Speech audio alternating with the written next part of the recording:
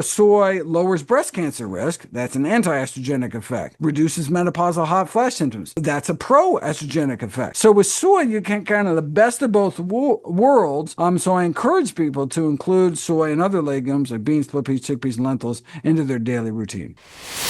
All right. Well, it's a real pleasure to have Dr. Michael Greger on the show. Welcome. Thank you so much for having me. I'm excited to be here. You're just so much fun. I've been listening to you for years. You were actually one of the first people I started to follow when I wanted to learn more about nutrition because Nice. I had a friend recommend your book and went through that and said, okay, this is very interesting stuff. So along the years, through your YouTube channels and your podcast, I've just continued to learn, and I love everything that you're doing. So thank you so much to you, first of all.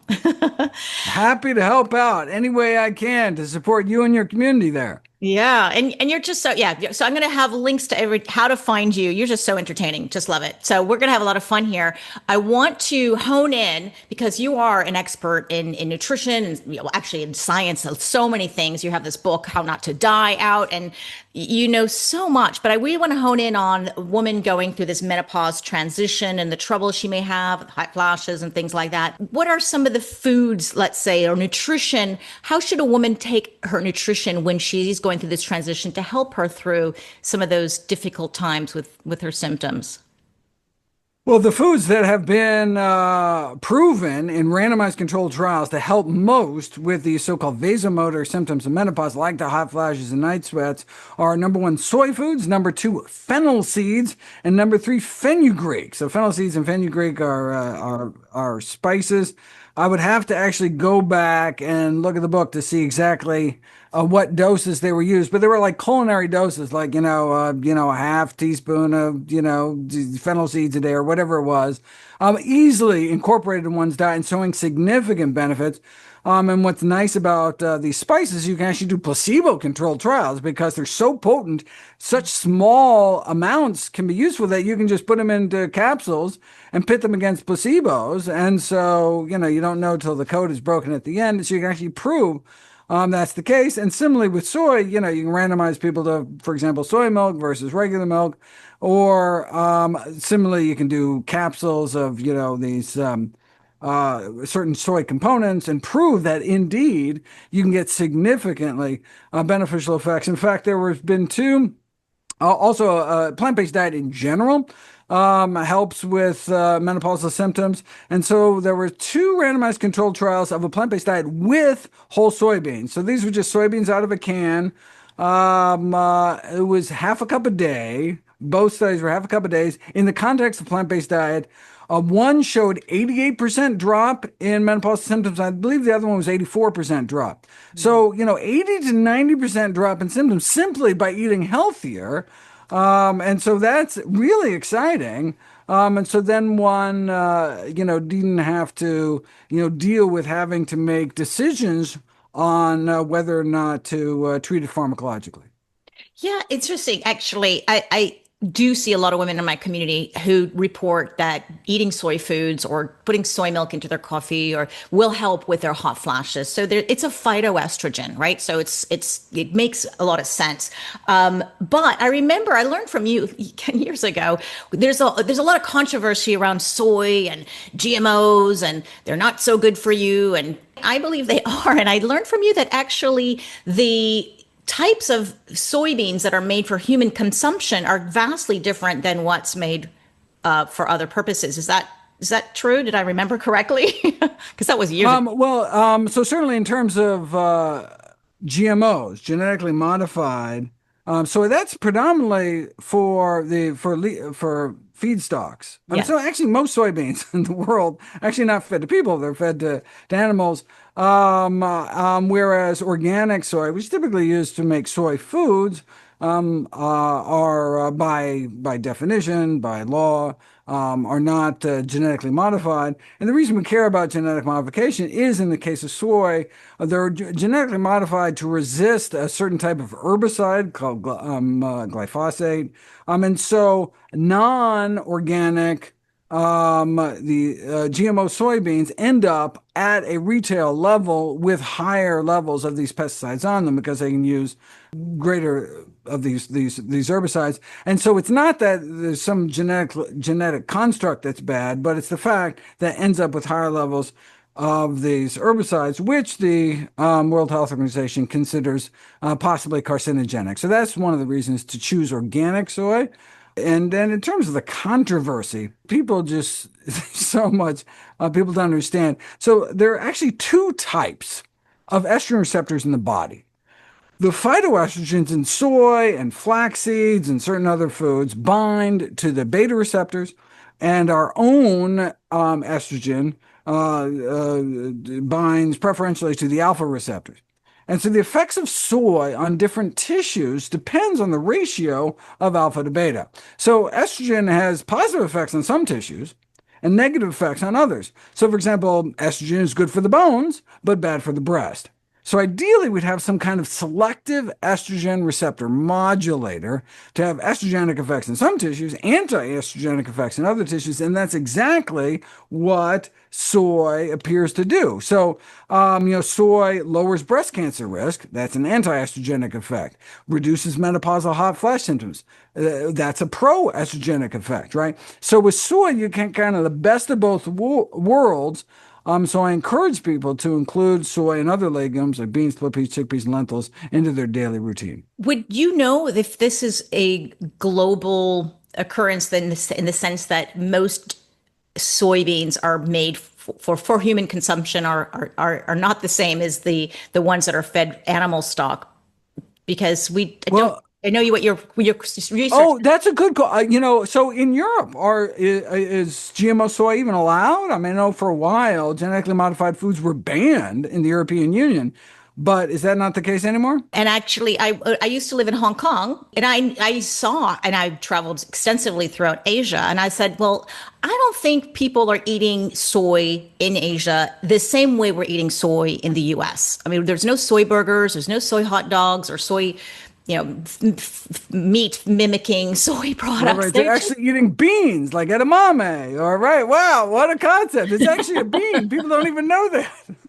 Right. Yeah. And you can buy it in a can like anything else. And in fact, in my last book, talking about on aging, I talk about the benefits of black soybeans. So there's actually a black soybean variety, and the anthocyanin pigments in the seed coat are similar to what you see in berries, and actually significantly reduce LDL cholesterol, which is the primary driver, the primary killer of postmenopausal women. And so it can significantly lower LDL cholesterol. And so, that's something where you can buy a can of black soybeans and keep the can in your fridge and just dole out a spoonful a day. But of course, the can would last you the whole month, and so it would go bad by then. So what I've done is you can get these like silicone baby food trays where they're just like separate little dimples, right? And you can fit a tablespoon in each, so you can buy one can a month and just make your little, divots of one, tablespoon servings, keep it in the freezer, and you take it out and you pop out your little ball of beans. It's only about this big. And you throw it in the microwave or throw it in pasta sauce or whatever you're making, and it just defrosts, and you don't even taste it. And you get this significant drop in the primary driver of our primary killer. Like amazing. Or even easier, even cheaper, you can make them yourself. Maybe that's not easier, but I mean, one cup of, you take a cup of beans, you put them in an Instant Pot. 45 minutes later, you have your month of beans, you freeze, and then you're set to go. What a great concept. It's better than taking any kind of a supplement, and a little bit more fun too. Although that probably would not be a sufficient dose for the menopausal symptoms. It looks like a half a cup a day. So, I mean, you can do a half cup of all black soybeans or whatever, but just for the LDL effect, it just takes a tablespoon. Wow, that's incredible. You mentioned as well in this list soy, fennel, and fenugreek as being quite effective.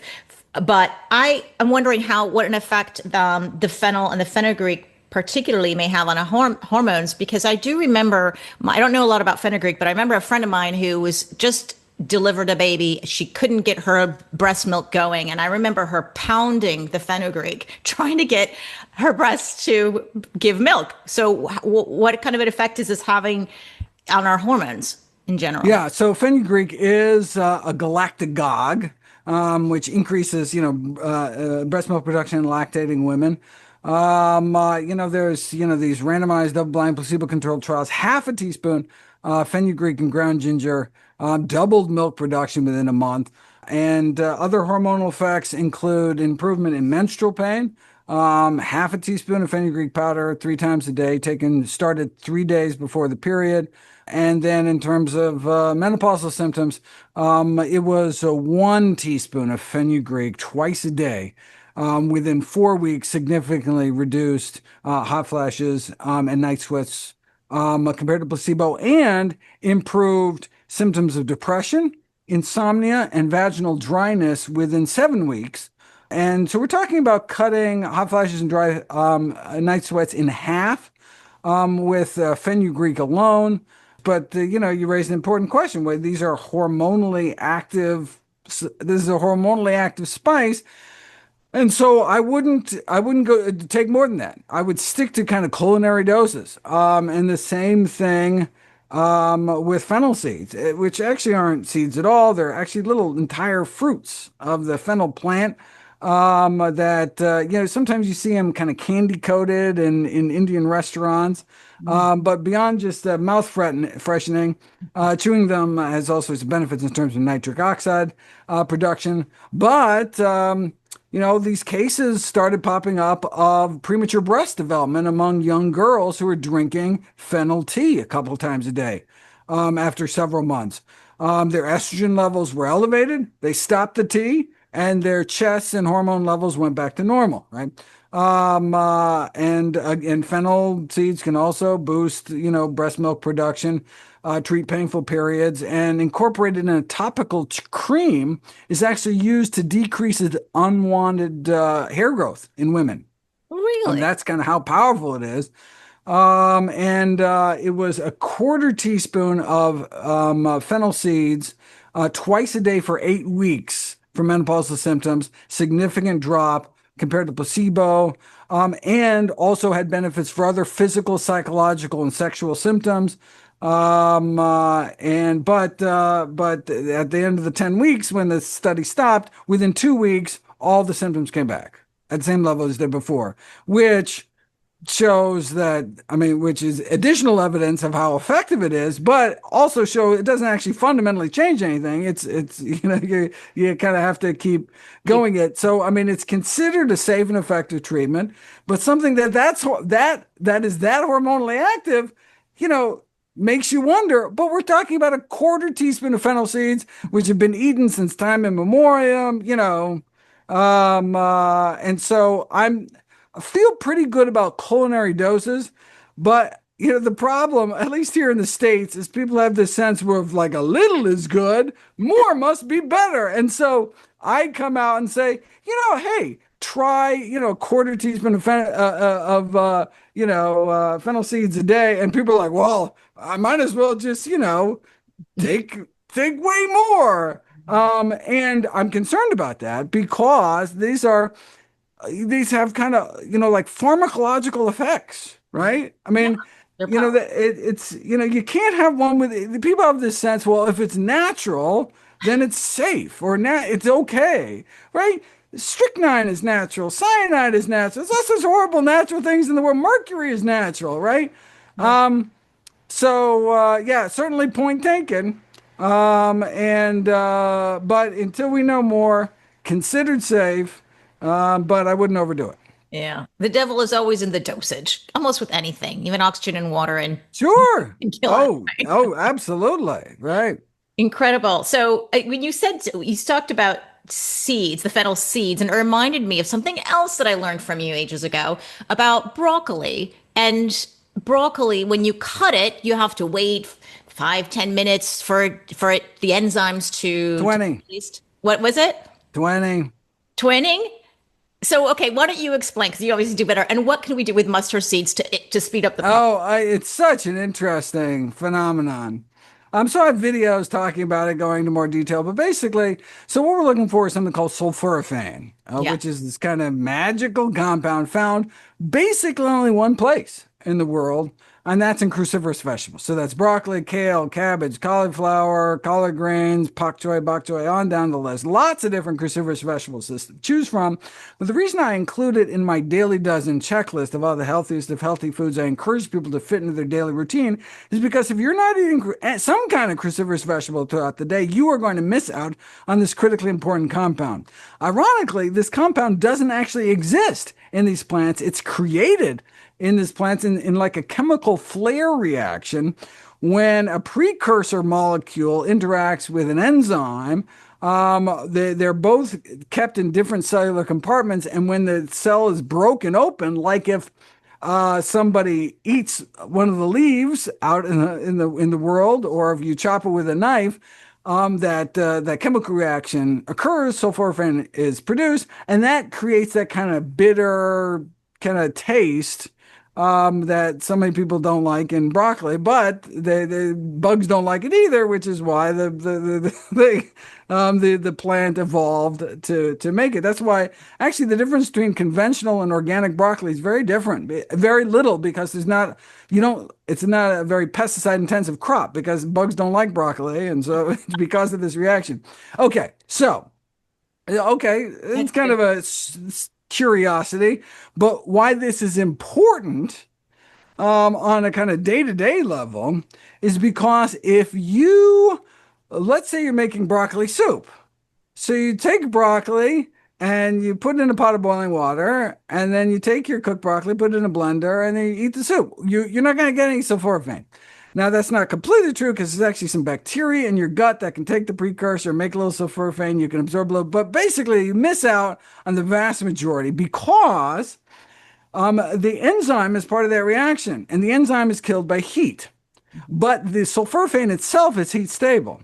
So if instead you chop the broccoli, let sulforaphane get created, then you can cook all you want. You can boil it, and then you can blend it. You can do anything you want, and it's just filled with sulforaphane.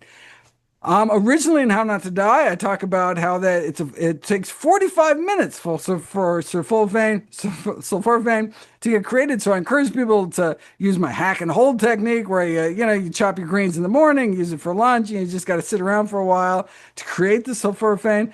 In the 10th anniversary edition of How Not to Die, coming out this December, it's been 10 years. I updated all the research, and it turns out we now have studies showing, it only takes 20 minutes. Now, they only looked at 20 minutes. Maybe it only takes 10. Maybe it only takes 5, but it's never been tested before. This is the shortest duration that has been tested is 20 minutes. That's all that is necessary. And then you can cook it all you want. You have the sulforaphane. And then the second strategy, that's my hack and hold technique. The second strategy is forget the waiting and just at the end, sprinkle on a little mustard powder. How does that work? Well, what is mustard powder? It's powdered mustard seeds. What are mustard seeds? Where do you think mustard greens come from? Mustard greens are a quite potent cruciferous vegetable, and it's packed in the little seed, and it's just mustard powder is just ground mustard seeds. So basically, you are sprinkling active enzyme onto the precursors in your dish. And it doesn't take much. I forget what the study showed. It's in the video, but it's just like a little sprinkle, and it activates all that sulforaphane production, Yeah. which is created basically at the top of your stomach while you're digesting. Food sits in your stomach like 20 minutes. So before all the enzyme's destroyed, you get that sulforaphane production. You can do either, Great hack. or there's got to be or you can eat raw. Didn't even, right? Like arugula, right? You can eat, yeah, and then Oh, the enzyme and the precursor. When you bite into it, it's created and it sits around and it so goes you to can eat it and you'll still have all the sulforaphane. You just absolutely. But raw Brussels sprouts ain't exactly many people's cup of tea. So I mean. Oh, some people shred the raw Brussels sprouts in a salad. That scares me. So, speaking of sulforaphane and females in menopause, I want to move on quickly. We only have 5 minutes left with you to the detoxification pathways because, Oh, so cool. yeah, So cool. Okay. So what does sulforaphane do? We didn't even get to like, oh, I make this passing reference to some magic compound. This is not a term I whip around very often. Okay. What it does exactly is it boosts the detoxifying enzymes. It's called the P450 system. There's a set of enzymes in our liver that detoxify any chemicals we're exposed to in the environment. And what broccoli does is it boosts the levels, significantly boosts these levels, such that, for example, if you're a smoker and you eat broccoli, you can significantly cut down on the level of carcinogens in your urine, shows the level of carcinogens circulating in your body before your kidneys filter it out.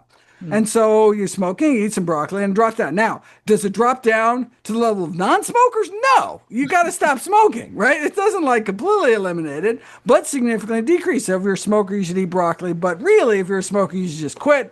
But what's particularly fascinating about this is it's a long-lasting effect.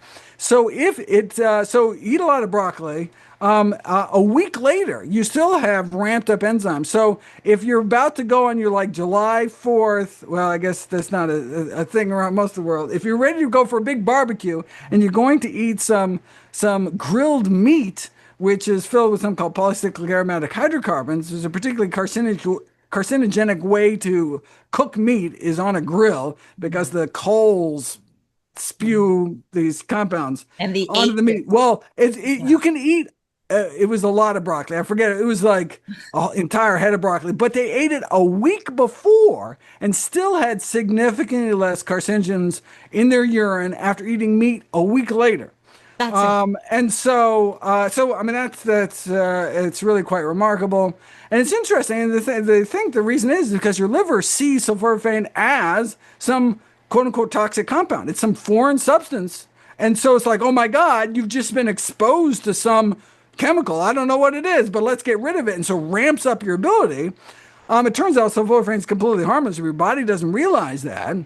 why And not? so you That's just right. end up with these ramped up, detox enzymes. So then when you are exposed to something bad, sitting in car exhaust, the freeway or something, then you're going to be significantly protected. Interestingly, that's how green tea works. Green tea, you think, well, it's an antioxidant-rich beverage. No, it's actually a pro-oxidant beverage, and what it does is it activates your antioxidant defenses, these so-called NRF2 defenses, activated by green tea, and it's actually a pro-oxidant effect, the green tea, and your body basically freaks out over green tea and ramps up your antioxidant defenses like you're being, like you're in a war or something, and then you end up with this really high levels of antioxidants in your bloodstream. Your own body makes more antioxidants. But it's actually because it sees green tea as like an enemy, just like it sees broccoli as an enemy. So it's like that which doesn't kill you makes you stronger. That's basically like, it's like exercise. You hurt your muscles a little bit and they get stronger. But in the case of green tea and broccoli, it's actually harmless substances, but your body, for some reason, just totally freaks out about them, and you end up, all buffed because of it. Incredible. Okay, we're gonna have to end on that because I have to let you go. Okay. The message is eat more broccoli, Eat drink more more green broccoli. tea. Exactly. But in culinary dosages, don't eat 2 heads of broccoli. I guess your body might go into overdrive. It has not, well, particularly, well, raw. You can overeat too much raw cruciferous vegetable over a period of months. You can end up in a coma, actually, from Wow. the underactive thyroid gland. But Yeah. that's a whole nother story. Yeah, But yeah, the messages isn't the more the better, right? There's a sweet correct. spot with everything. Yes. I'm so grateful that you came on and gave us a bit of time. I know it was really fast, but you've always got so much to do. But keep doing what you're doing. I will have links to your books, to your website, to your videos. It's such an incredible wealth of information that you give us. Free. You never have any sponsor, no advertising. I just hit that play button and you're all there. Is there anything you'd like to leave our audience with or something new that's coming out that you'd like to share? Just the good news that we have tremendous power over our health, destiny, and longevity, and that the vast majority of premature death and disability is preventable with a healthy enough diet and lifestyle. And so I encourage you to check out materials, go to your local public library, and keep up the good work yourself. Looking forward to come back on. Thank you. Nutritionfacts.org. Thank you so much and have a wonderful day. Thank you. You too.